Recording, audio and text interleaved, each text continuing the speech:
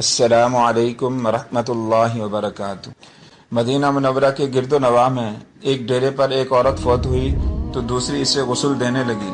जो गुस्ल दे रही थी, जब इसका हाथ मरी हुई औरत की रान पर पहुंचा तो इसकी ज़बान से निकल गया, मेरी बहनों, ये जो औरत आज मर गई है, इसके फलां आदमी के साथ ख़राब ताल्लुकात थे।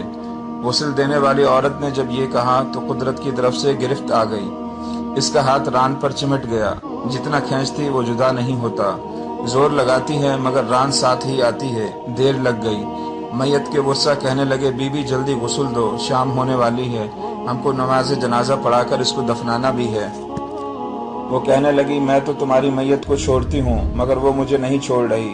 रात पड़ गई मगर हाथ यूं ही चिमटा रहा। दिन आ गया फिर हाथ चिमटा रहा। अब मुश्किल बनी तो इसके वर्सा उलमा के पास गए। एक आलिम ने फतवा दिया कि छुरी से औरत का हाथ काट दिया जाए। गुस्ल देने वाली औरत के वर्सा कहने लगे, हम तो अपनी औरत को माजूर कराना नहीं चाहते, हम इसका हाथ नहीं काटने देंगे। एक और आलिम के पास गए तो इन्होंने कहा, मरी हुई औरत का गोश्त काट दिया जाए, मगर इसके वर्सा ने कहा, हम अपनी मैयत खराब नहीं करना चाहते। 3 दिन और 3 रात इसी तरह गुजर गए। गर्मी भी थी, धूप भी थी, बदबू पड़ने लगी। गिरदो नवाह के कई कई देहातों तक खबर पहुंच गई। इन्होंने सोचा कि यहाँ मसला कोई हल नहीं कर सकता, चलो मदीना मुनव्वरा। वहाँ हज़रत इमाम मालिक रहमतुल्लाह अलैह वक्त के काजी की हैसियत से थे।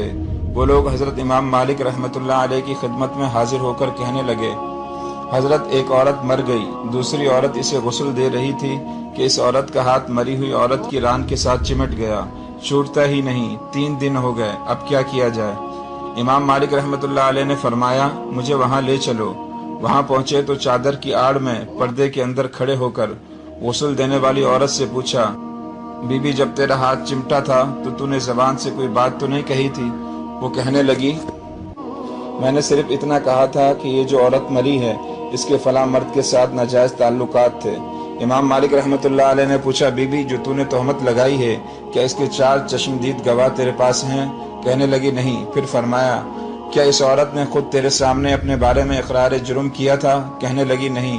तो इमाम मालिक रहमतुल्लाह अलैह ने फरमाया, फिर तूने क्यों तोहमत लगाई?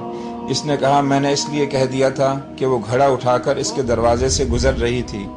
ये सुनकर इमाम मालिक रहमतुल्लाह अलैह वहीं खड़े होकर कुरान मजीद पर नज़र डाली। फिर फरमाने लगे, कुरान पाक में आता है, जो औरतों पर नाजायज़ तोहमतें लगाते हैं फिर इनके पास 4 गवाह नहीं होते तो इनकी सज़ा है कि इनको 80 कोड़े मारे जाएं। चुनाचा इमाम मालिक रहमतुल्लाह अलैह ने फैसला सुनाया कि तूने एक मुर्दा औरत पर तोहमत लगाई, तेरे पास कोई गवाह नहीं था। मैं वक्त का काजी हुक्म देता हूँ, जिल्लादो, इसे मारना शुरू कर दो। जिल्लादों ने इसे मारना शुरू कर दिया। वो कोड़े मारे जा रहे थे। 70 कोड़े मारे गए मगर हाथ यूं ही चिमटा रहा। 75 कोड़े मारे गए मगर हाथ फिर भी यूं ही चिमटा रहा। 79 कोड़े मारे तो हाथ फिर भी न छूटा। जब 80वां कोड़ा लगा तो इसका हाथ खुद ब खुद छूट कर जुदा हो गया। अल्लाह ताला हमें भी तोहमत से महफूज फरमाए, आमीन।